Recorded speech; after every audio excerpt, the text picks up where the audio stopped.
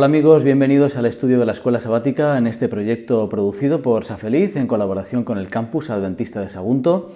Vamos a la lección 2 de este trimestre, lleva por título La misión de Dios en favor de nosotros, es la segunda parte. El versículo de memoria de esta semana es esa gran comisión que encontramos en Mateo 28, 19. Por tanto, vayan a todas las naciones, hagan discípulos bautizándolos en el nombre del Padre, del Hijo y del Espíritu Santo. Durante esta semana vamos a estudiar mejor este versículo, pero comienza el estudio de la lección con la noción de que la temática de la misión es el marco, es el contexto a través del cual no solo se entiende la historia, sino la propia palabra de Dios. La naturaleza propia de la Biblia, si analizamos el Antiguo Testamento, es un conjunto de intentos de Dios por hacerse comprensible al ser humano. Todo el uso de metáforas, los profetas, el acercamiento de Dios al hombre es un intento. La misión parte de Dios y es constantemente efectuada a lo largo de la historia. Es muy interesante lo que señala la Escuela Sabática con este versículo de Isaías 59:2, ese versículo que marca que el pecado ha hecho separación entre Dios y el pueblo. Bueno, Dios intenta, y lo logra, sortear esa separación producida por el pecado y llegar hasta el ser humano. En ese sentido, podemos encontrar la naturaleza y el propósito de Dios en esa misión, y el objetivo de Él justamente es que lo comprendamos para que podamos restaurar la relación. Así que vamos a ver durante toda la semana esta noción de un contexto de misión en el que Dios se acerca al ser humano a pesar del pecado que le separa de Dios y cómo Dios lo intenta vez tras vez a lo largo de todo el Antiguo Testamento y en la historia. Hola amigos, continuamos con el repaso de la lección, en este caso la lección del domingo. El Dios Trino, el origen de la misión. Es muy interesante el planteamiento del autor en este sentido porque Jesús, en el contexto de la misión, nos ayuda a entender la función que cumple la deidad. Ese Dios Trino que cumple en diferentes fases y roles en el plan de salvación. De alguna forma, Dios concibió este plan mucho antes de que ocurriese el pecado, lo veíamos ya la semana pasada, y en ese sentido, cuando vino el cumplimiento del tiempo es cuando Dios envió a su Hijo. Ese versículo de Gálatas, capítulo 4 y versículo 4, llegado el cumplimiento del tiempo, es cuando Dios envió a su Hijo, es descrito por Elena de White de una forma que me encanta. Dice ella, así también fue determinada en el concilio celestial la hora en que Cristo había de venir, y cuando el gran reloj del tiempo marcó aquella hora, Jesús nació en Belén. Esto está en el deseo de todas las gentes y lo hace en alusión a la salida del pueblo de Israel de Egipto, ¿verdad? A la hora señalada. Bueno, pues de la misma forma, ese gran reloj, el gran reloj del tiempo marcó aquella hora. Nos habla de un plan, nos habla de un diseño. La misión del rescate de la humanidad es una misión ya pensada, proyectada desde la eternidad y en la que intervienen los tres miembros de la deidad. En Juan capítulo 20, 21 y 22 nos dice, entonces Jesús les dijo otra vez, paz a vosotros, como me envió el Padre, así también yo os envío. Habiendo dicho eso, sopló y les dijo, recibid el Espíritu Santo.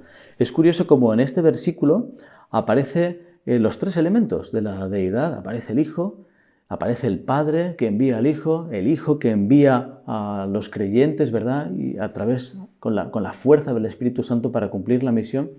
Así que aparecen esos tres elementos que también aparecen en Lucas 24, 49. Ahora voy a enviarles lo que ha prometido mi Padre, pero ustedes quédense en la ciudad hasta que sean revestidos del poder de lo alto. De nuevo aparecen las tres funciones. Si Jesús no hubiese muerto, nadie sería salvo. Pero si el Espíritu Santo no hiciese eficaz el sacrificio de Jesús en la mente y el corazón de cada uno de nosotros, tampoco tendría sentido para nosotros. Así que hay un equilibrio de fuerzas y unas diferentes fases dentro de la misión de rescate del ser humano en el propio núcleo de la deidad, y es algo muy importante lo que nos presenta, por tanto, este día de la Escuela Sabática. La misión no es nuestra, pertenece al Dios Trino y como tal no fracasará. Hola amigos, continuamos el estudio de la lección, en este caso el lunes. hacer discípulos el centro de la misión. El texto principal de este día es Mateo 28, 16 al 20, que podemos leer. Pero los 11 discípulos se fueron a Galilea, al monte donde Jesús les había ordenado, y cuando le vieron le adoraron, pero algunos dudaban. Y Jesús se acercó y les habló diciendo: «Toda potestad me es dada en el cielo y en la tierra. Por tanto, id y haced discípulos a todas las naciones, bautizándolos en el nombre del Padre, del Hijo y del Espíritu Santo, enseñándoles que guarden todas las cosas que os he mandado, y he aquí yo estoy con vosotros todos los días hasta el fin del mundo. Amén».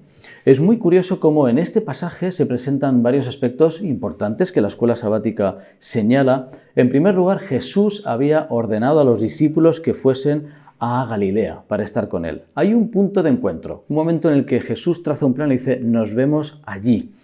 En segundo lugar, Jesús se acerca a ellos, declara su autoridad. «Toda potestad me es dada en el cielo y en la tierra». Toda potestad es, en griego, exousia. Toda la autoridad es recibida por Jesús porque tiene derecho a salvar a la humanidad. Y esto es lo que da sentido a toda nuestra misión.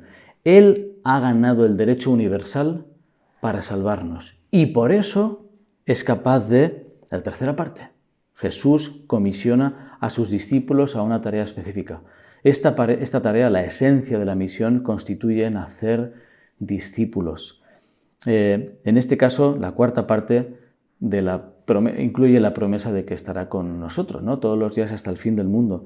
Pero el núcleo de la misión, por tanto, si lo aplicamos a nosotros, ¿qué sería nuestra parte? Es esta orden bien clara: hacer discípulos, con todo lo que eso implica. En ocasiones hemos restringido esta palabra pues meramente a predicar o meramente a bautizar, pero hay muchos elementos allí. Hay que enseñar, hay que discipular, hay que convertir a las personas en seguidoras, con todo lo que eso implica, seguidoras de Jesús. Esta es nuestra esencia, y termina con esa promesa de que el Señor nos va a acompañar siempre. Algo muy bonito también que se señala es que todo verdadero seguidor de Jesús nace como misionero, ¿verdad? Nace como discípulo que es capaz de discipular a otros. En eso consiste la esencia de la misión que este versículo nos recuerda. Hola amigos, continuamos el estudio de la escuela sabática, en este caso el martes, el Evangelio eterno, el mensaje de salvación. Nos abre un nuevo versículo para el estudio, Apocalipsis 14, versículos 6 y 7, que podemos leer.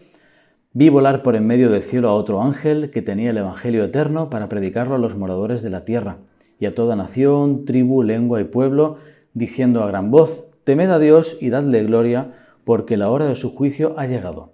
Y adorad a aquel que hizo el cielo y la tierra, el mar y las fuentes de las aguas».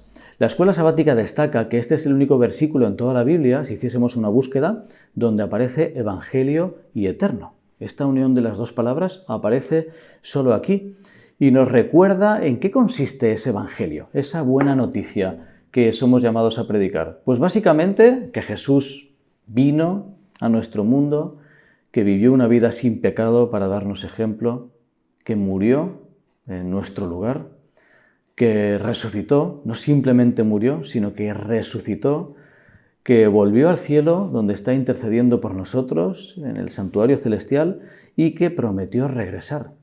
Todas esas fases de la misión realizada por Jesús son la esencia del Evangelio eterno. ¿Qué significa eterno?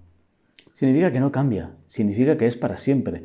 Esa buena noticia trasciende el espacio y el tiempo y nos llega a nosotros con la posibilidad de predicarlo y compartirlo. Esta misma comisión que recibieron los discípulos es la que nos llega a nosotros gracias precisamente a este versículo. Es decir, en este momento último de la historia, la predicación del mensaje de los tres ángeles se convierte en nuestra misión. La predicación de ese evangelio, con la misma fuerza que fue predicado en el primer siglo, debe ser predicado hoy en día. Y consiste básicamente en crear discípulos que no solo sigan a Jesús, sino que sean capaces de generar más discípulos, como decíamos ayer, esos discípulos que son capaces de crear otros discípulos. Por tanto, la predicación del Evangelio eterno forma parte de nuestra misión en este momento clave de nuestra historia. Hola queridos amigos, continuamos con el estudio de la lección. En este caso, el miércoles lleva por título El pueblo de Dios, los canales de la misión. El pueblo de Dios está conformado por todos aquellos que han aceptado a Dios como Padre, que han aceptado a Jesús como Salvador y que son guiados por el Espíritu Santo. En ese sentido son participantes de la gracia, este milagro divino que nos permite seguir vivos y compartir una misión.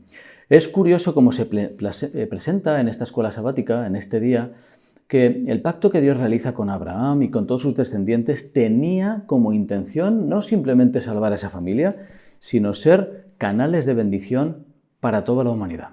Esa era la estrategia misionera de Dios en el Antiguo Testamento, tener un pueblo que pudiese reflejar su ley, su amor, que fuese un mensaje viviente y los pueblos viniesen a Israel. Cuando llega el Nuevo Testamento hay una estrategia renovada en la que la Iglesia se convierte en ese pueblo de Dios y es la Iglesia la encargada de salir al mundo a predicar el Evangelio hasta lo último de la tierra. Así que en ese sentido, ¿cuál es la misión de la Iglesia? Nos pregunta la escuela sabática. ¿Cuál es la misión? La misma de siempre. Una misma misión con diferentes estrategias, pero la misión es buscar y salvar lo que se había perdido. Hay una frase de Ellen White en Testimonios para la Iglesia: la misión de la Iglesia de Cristo consiste en salvar a los pecadores que perecen, darles a conocer el amor de Dios hacia los hombres y ganarlos para Cristo por la eficacia de ese amor. Y un pensamiento final: sin misión no hay Iglesia, porque la función de la Iglesia precisamente es compartir esta misión.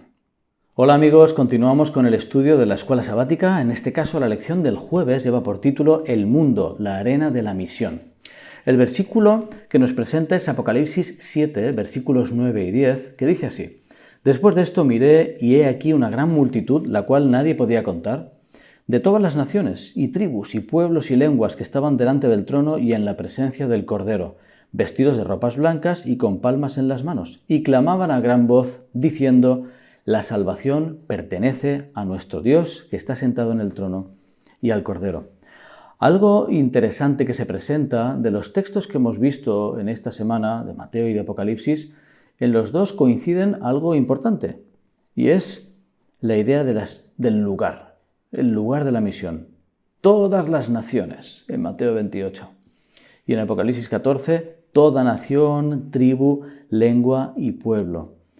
Es decir, que la misión tiene un componente global, un componente universal.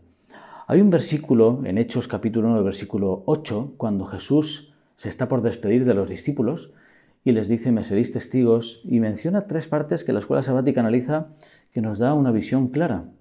En primer lugar, me serán testigos en Jerusalén. Es decir, hay que comenzar por los nuestros. La misión comienza por nuestra familia, por nuestros amigos, por el lugar donde el Evangelio nos sorprende, o si hemos nacido en una familia cristiana, ¿verdad? Los nuestros, nuestro entorno de trabajo, el lugar donde estudiamos. Este es el primer lugar de nuestra misión, pero no debían quedarse allí. En segundo lugar, en toda Judea, en Samaria, es decir, los que están cerca, los que pertenecen quizá a nuestro contexto, pero no inmediato. En un contexto más bien cercano, quizá a nuestro país, provincias, etc., quizá un contexto cultural compartido, pero hay un tercer elemento, y dice hasta lo último de la tierra. Y ahí nos impacta y nos llama a cada uno de nosotros a ser misioneros globales, no simplemente en nuestro lugar, sino allá donde el Señor nos lleve. Termina la escuela sabática con el desafío de orar de forma especial esta semana por la comunidad donde vivimos y un desafío avanzado de estudiar la demografía, analizar qué podemos hacer en el lugar donde estamos viviendo. Ojalá que esto pueda ser un desafío que llevemos a cabo. Hola amigos, continuamos con el estudio de la escuela sabática, en este caso el viernes.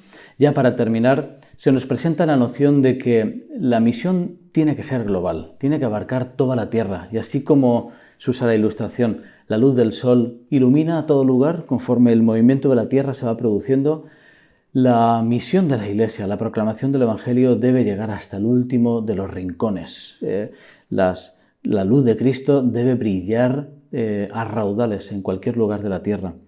Nos deja una promesa, Ellen White, aquí, respecto a que la providencia de Dios va delante de nosotros y el poder divino obra con el esfuerzo humano. Si no, no seríamos capaces y si no, no habría misión.